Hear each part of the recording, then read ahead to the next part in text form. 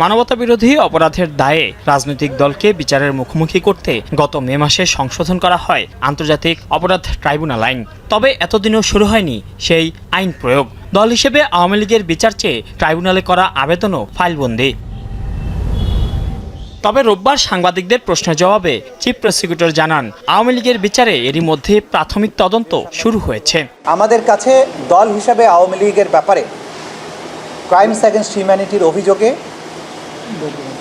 NDM নামে একটি রাজনৈতিক দল আগেই একটা অভিযোগ দায়ের করেছেন। আমরা সেটার ভিত্তিতে তদন্ত ইনিশিয়েট করছি।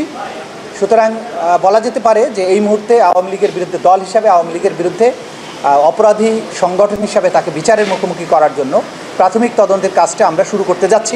এই ফরমাল চার্জে আমরা মাহবুবুল আলম হানিফের ব্যাপারে কমন রেসপন্সিবিলিটির অভিযোগে নিয়ে আসছি।